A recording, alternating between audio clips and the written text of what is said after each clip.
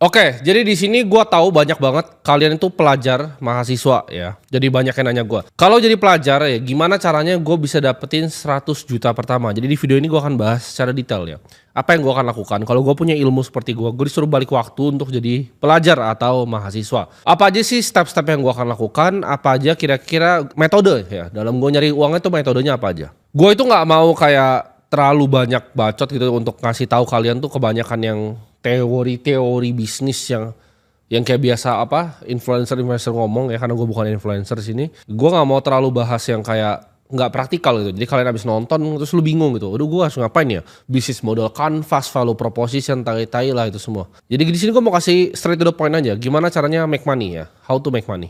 Ada 3 ya cara paling simpel untuk kita bisa mendapatkan uang ya kan. Uang itu adalah value creation. Tapi kalian bingung gimana cara ciptain value ke masyarakat. Nah ada 3 caranya ya. 3 cara. Ini kalau lu pelajar, mahasiswa atau bahkan ya lulus juga bisa belajar dari ini ya.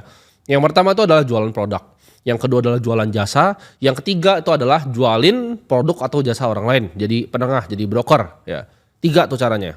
Praktikal, simple, mudah dan easy. Nah yang pertama dan kedua itu disebut sebuah usaha ya. Makanya orang bilang pengusaha ya, karena orang berusaha. Dia mau berusaha untuk menjual ya jasa atau produk yang dia ciptakan.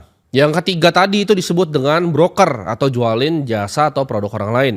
Sebelum gue jelasin bagaimana caranya ya, step-stepnya, gue mau jelasin yang paling sederhana dulu ya. Apa sih 3-tiganya ini ya? Contohnya seperti apa?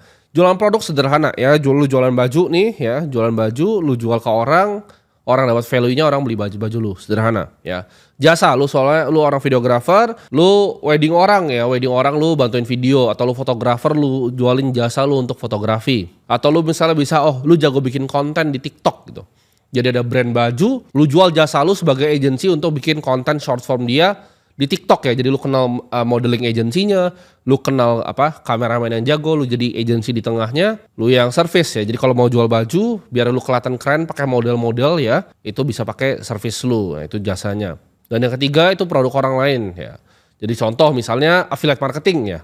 Misal lu jadi affiliate nih, misal lu cewek ya, lu influencer cewek, lu bikin konten di TikTok, lu jualin misalnya affiliate-nya di Shopee atau affiliate-nya di Tokopedia. Itu contoh affiliate dari barang orang lain yang udah ada. Nah yang paling gampang menurut gue tuh yang ketiga ya. Kenapa? Karena 1 dan 2 lu mesti ngerti bisnis secara holistik ya. Dimana lu harus tahu misalnya kalau lu deliver sebuah jasa itu nggak boleh main-main. Lu deliver sebuah produk itu nggak boleh jelek. Kalau bajunya jelek ya orang nggak datang lagi. Kalau lu nggak QC dengan benar, perlu bilang, pabriknya bener kok, gue kasih briefingnya, tapi nyatanya sampai ke end consumer bajunya jelek, ya orang nggak beli lagi baju lu. Ya, jadi ada siklusnya itu yang lu harus pelajarin dan itu lebih kompleks. Makanya gue selalu bilang orang, make money pertama paling gampang tuh nomor 3. Nah ini kesalahan yang gue lakukan sebenarnya. Jadi 3 itu paling gampang, kedua baru ke 1. 1 tuh product is the hardest thing there is ya. Produk itu sulit ya. Kalau produk lu fucked up, itu orang gak akan beli ya. Orang akan timbul yang namanya bad word of mouth. Contohnya misalnya ini gue beli baju ini, perusahaannya teman gue, Livaf namanya. Gue beli baju ini di dia, kalau sampai baju jelek ya gue gak bakal beli lagi dari dia. Tapi karena bajunya bagus ya gue beli 20 gitu. Menurut gue bagus gitu. Tapi gue punya orang ya yang punya pengalaman jelek ya. Gue punya teman yang punya pengalaman jelek misalnya sama satu brand ya. Gue gak usah sebut nama brandnya apa. Dia ngerasa bajunya tuh sampah banget dan dia gak pernah mau sentuh lagi sampai sekarang. Bahkan di saat brandnya tuh udah improving gitu. Brandnya sekarang tuh udah gak sejelek dulu, tapi dia udah gak pernah mau beli lagi. Nah itu problemnya dengan nomor 1 dan nomor 2 ya. Jasa dan produk lu bertanggung jawab. Kalau yang ketiga tuh biasanya yang nge-affiliate sesuatu itu lebih established. Contohnya properti ya. Lu jualin misalnya propertinya Sinarmas gitu. Lu jualin propertinya siapa gitu. Itu udah jelas ya, track record dia udah bangun properti itu puluhan tahun gitu. Lu udah tahu rumah yang dia bangun tuh kualitinya seperti apa. Dia gak mungkin put reputasi on the line, lu cuma jadi brokernya, lu jadi pialangnya, jadi agentnya. Ya udah lu jualin gitu. Karena gue bilang tadi kalau lu jualan baju jelek itu orang nggak beli lagi. Kalau lu jualan jasa itu juga sama parahnya gitu. Misalnya lu fotografer di wedding orang ternyata jelek hasil foto lu. Itu mampus lu nggak bakal dipakai lagi ya. Dia ketongkrongan bakal ngomong jelek ke 10 orang ya. Jadi kalau lu pernah servis 3 orang tuh udah 30 orang nggak akan pernah pakai jasa lu lagi. Karena dia ngomong ke maknya, bapaknya, suaminya ya. Dia ngomong ke teman-temannya, di semua tongkrongan pasti ngomong anjing bajingan ini jelek banget gitu. Jasa fotografi. Jadi kalian jangan sembarangan kalau mau ngejualin produk atau jasa ya. Jangan lu kayak mikir, gampang lu bisa bikin pakai plastik. Gue dulu kan juga gue pernah jualan Thai tea dulu ya. Aduk-aduk begitu. Itu hoki aja nggak pernah ada kenapa-napa gitu. Kalau ada masuk orang keracunan tuh waduh, repotnya luar biasa. Contohnya kayak GoProduct kan gue kena waktu itu karena gue jualan minyak rambut, gue nggak ngerti BPOM ya, ditahan sama bea cukai. Jadi Hal-hal seperti itu sering terjadi dan menurut gue itu sulit ya nyari duit dari sana. Ada banyak cara ya kalau lu mau dapetin 100 juta atau mau dapat duit ya. Lu bisa tutoring temen lu bisa kerja jadi barista di coffee shop. Tapi di sini gua nggak ngomong cara yang orang biasa ngambil ya. Kalau cuman kerja jadi waiter ya lu nggak usah nonton video gua gitu. Ini kan misalnya kalian nonton video ini misalnya kalian udah jadi pelajar mahasiswa nih. Mau nyari duitnya duit beneran, mau 100 juta nih, bukan mau cari duit 3 juta gitu. Lu mau jadi duit 3 juta ya silakan nih. Kayak gua waktu pernah coba jadi wedding organizer. Pokoknya intinya ya dari jasa, produk dan jualan jasa dan produk orang lain. Ini gue hilangin constraint yang namanya waktu ya. Jadi kalau lu jago jualan jasa lu bisa pertama emang lu yang fotoin. Tapi nextnya bisa lu punya tim gitu. Nah tapi kalau lu itu tuker waktu lu buat jadi barista, nah ini repot nih. Karena waktu lu buang untuk uang. Jadi gue ajarin lu ketika lu masih muda, lu pelajarin konsep di mana waktu lu tuh lu harus anggap waktu lu hal paling berharga ya. Jangan main lu tukar begitu. Nah dari tiga skill ini titik beratnya sebenarnya kalau mau bikin duit fast quick money ya, gue nggak bilang gampang ya, tapi gue bilang uangnya lebih cepat dibanding lu coba jadi barista nabung setahun ya kan gaji 3 juta, cuman berapa itu lo kumpulin 30 juta lebih dikit dipotong-potong ongkos lu bolak-balik ya, itu nggak, jangan kerja seperti itu. Kalau buat pengalaman ya sure boleh lah. Cuman kan gue tahu lu datang ke channel ini, mau belajar sama gue di sini, ya gue sharing yang apa adanya gitu. Lu nggak suka denger gue ngomong kayak gini ya nggak usah nonton channel gue ya. Karena gue bikin di sini nggak ada yang terpaksa, gue bikin suka-suka ya. Gue pengen sharing aja ke orang-orang yang dulu kayak gue. Jadi gue kasih tahu salahnya di mana ya. Kalau lu dikasih tahu gue salah di mana dan lu lompat ke hal yang sama ya lu bebal gitu. Gue bilang dulu gue jualan pomade walaupun make money it was a mistake ya. Karena gue gak ngerti apa-apa tentang produk. Itu was a mistake, itu salah. Gue waktu itu jualan berbagai macam ya, gue coba tuker waktu gue sama uang, itu salah ya. Jangan kalian tukar seperti itu. Nah, tiga skill ini ya yang gue bilang tadi, antara produk lu sendiri, jasa lu atau produk dan jasa orang lain ya, kita bagi 3. Ini tiga itu menitik beratkan ke satu skill yang paling utama yaitu jualan ya. Karena jualan produk, jualan jasa, jualan produk dan jasa orang lain. Jualan. Jadi udah tahu nih kalau mau make quick money ya, where's the money? Sales sudah pasti. Gak ada lain, skill lain kecuali skill untuk jualan. Karena di dunia ini ya cuma jualan ya, jualan jasa ya, jualan barang, jualan jasa dan barang orang lain. Jualan dan jualan. Ya kalau lu cuma ngebuat kopi itu gak bakal kaya. Tapi kalau lu jualan kopi, itu lu bisa kaya ya, jualan. Kata kuncinya jualan. Nah kita kan breakdown dulu skill set ya. Jadi gue gak bakal bahas produk kayak apa, jasa apa itu lu coba cari. Tapi kalau produk jasa orang lain tuh banyak banget ya. Contohnya seperti lu jadi agen properti, lu bisa jadi sales mobil tuh. Banyak banget lah, itu endless ya. Literally itu endless. Kita coba bahas skill setnya dulu deh ya. Karena gue tadi titik beratin di tiga-tiganya ini adalah jualan. Gue ajarin kalian gimana caranya jualan. Ini skill yang gue ajarin lu di sini tentang jualan, ini lu gak bakal ketemu. Ya lu gak bakal ketemu di teori manapun, di buku manapun. Karena ini based on pengalaman gue. Dan kalau di sini ada yang lu ngomong, oh gue lebih jago jualan dari Timothy ya silahkan gitu. Cuman gue yakin satu Indonesia ini gak ada yang lebih jago jualan dibanding gue. Jadi yang gue ajarin kalian di sini itu berdasarkan fakta. Ya gue cold call orang ya, 200 ada lebih kali. Sehari itu dulu. Gue cold call orang agensi gue. Gue tahu gimana caranya cold calling orang sampai jadi klien, cara prospectingnya seperti apa. Karena ini skill yang gue harness selama bertahun-tahun, sama seperti skill gue di market gitu. Gue harness ini skill jualan tuh udah lama ya, nggak baru 1-2 hari. 3 step ini dalam jualan, sebenarnya banyak sih. Teman ini kalau gue bahas sales secara video ini khusus tentang sales tuh, gue bisa bacot mungkin 20 jam nggak beres nih. Jadi gue coba condense, gue pikir apa yang paling gampang gue sampaikan ke kalian dan kalian bisa ngerti. Itu ada 3 caranya, ada 3. Jadi step 1, step 2, dan step 3.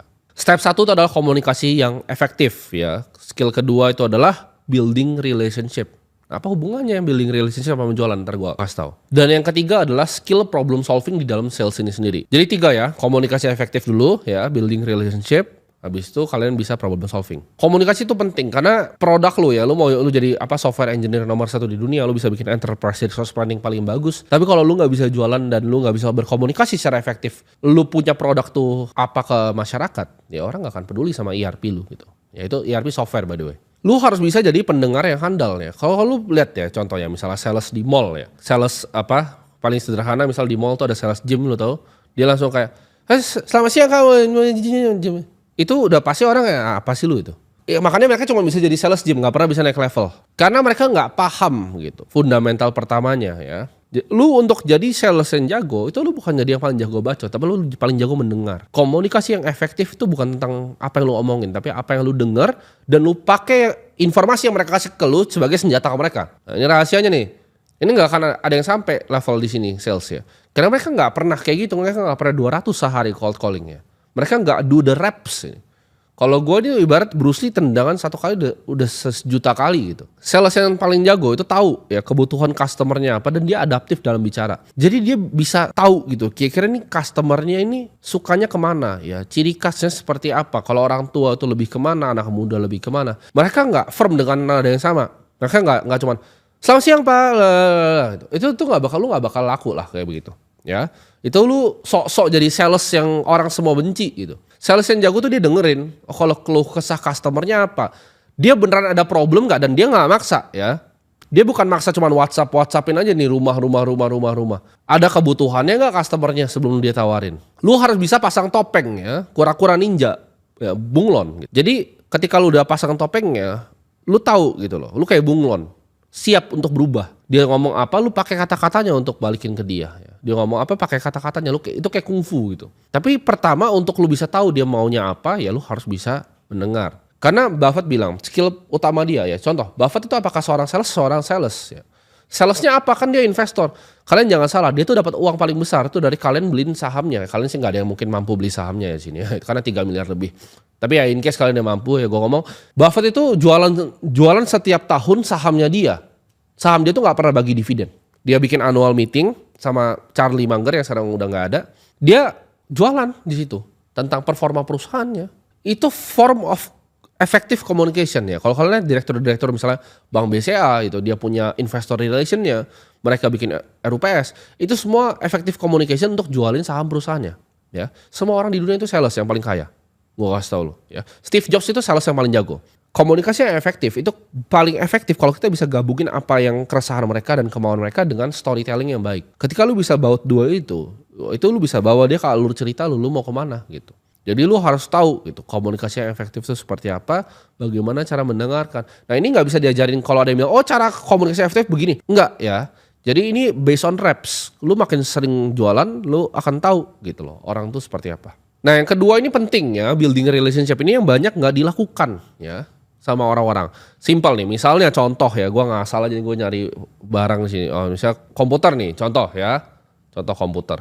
Orang jualin gue komputer, terus habis jualin dia nggak peduli lagi.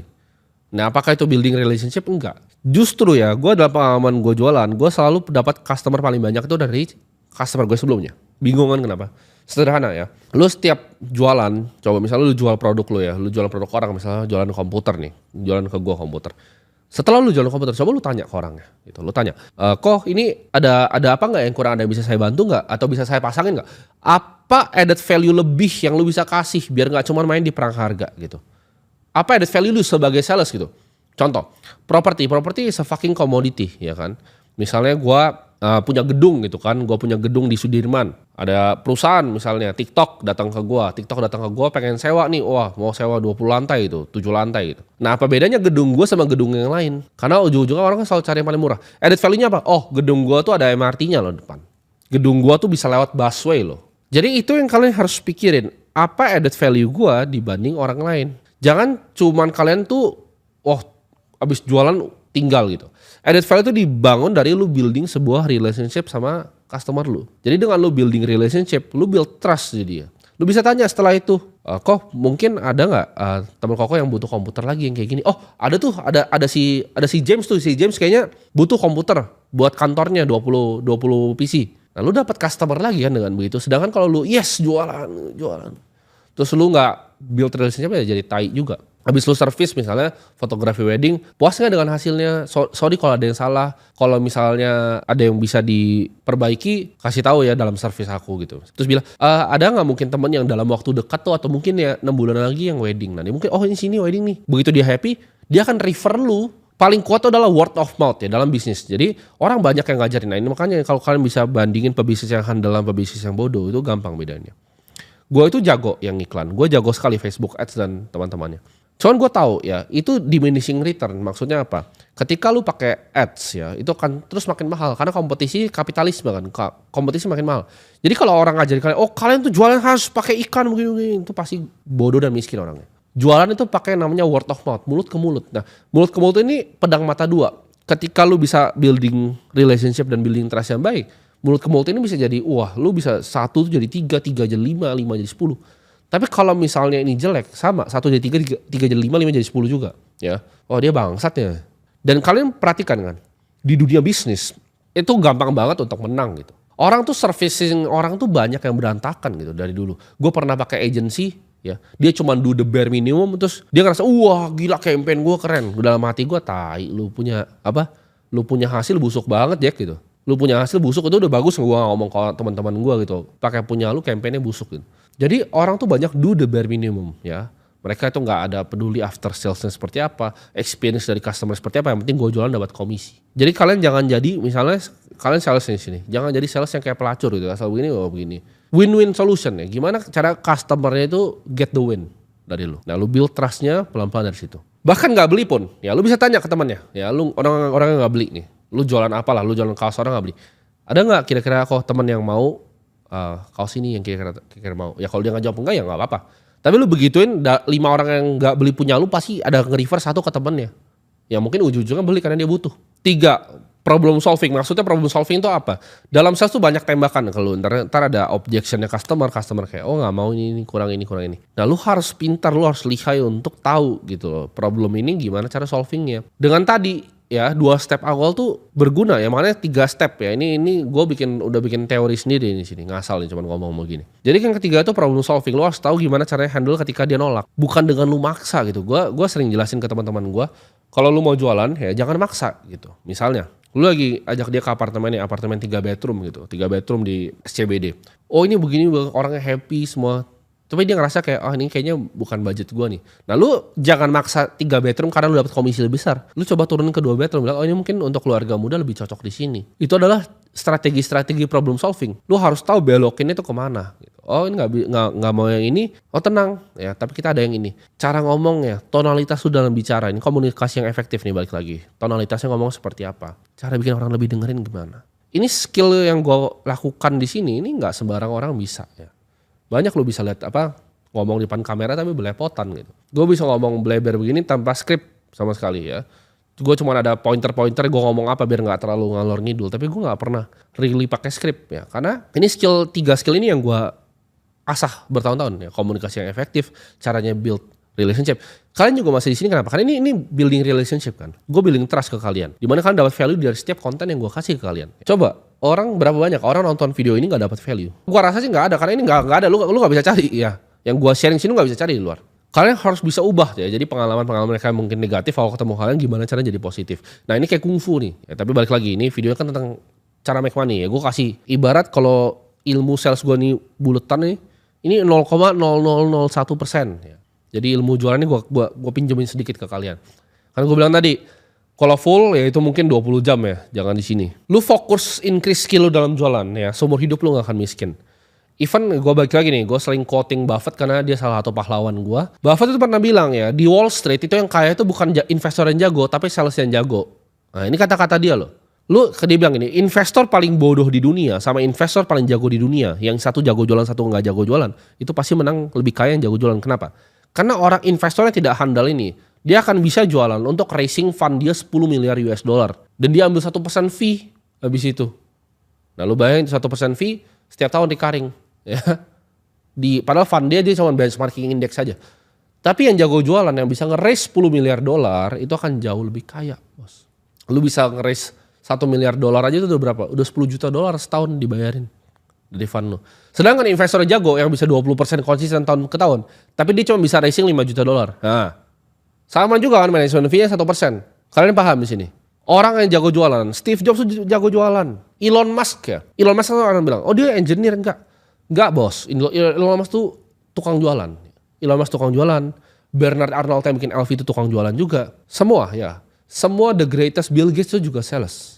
Semua orang-orang paling kaya di dunia itu jago jualan. Jadi kalau lu gak bisa komunikasi, lu gak bisa jualan, lu gak bisa tunjukin value yang lu punya apa, produk yang lu punya apa, ya gak akan laku. Orang mungkin dia mau pecahin kepala, kok gue gak bisa kaya ya, gue punya produk paling bagus. Nobody gives a fuck about produk bagus lu.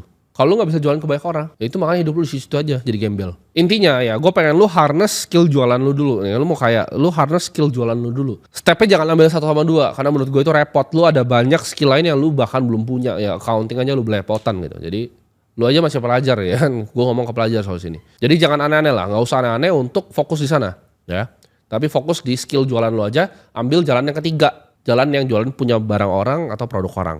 Misalnya ada produk digital, lu jadi affiliate-nya. Ada produk misalnya baju, lu jadi affiliate-nya. Gampang kan, lu bikin konten di TikTok, lu belajar komunikasi yang efektif di sana. Terus lu coba approaching satu-satu, cold call. Mulai bikin list lu, segala macam. Jadi ini, pemikiran ini gue dapet ketika gue di-challenge sama teman gue. Kalau misalnya gue itu jadi pelajar, gue bakal ngapain ya, ini bakal gue lakukan. Jadi kira-kira itu ya, pilih yang ketiga, langsung coba untuk jualin produk atau jasa orang lain secara masif. Dan tingkatin skill sales lu, gue yakin lu dapetin 100 juta pertama.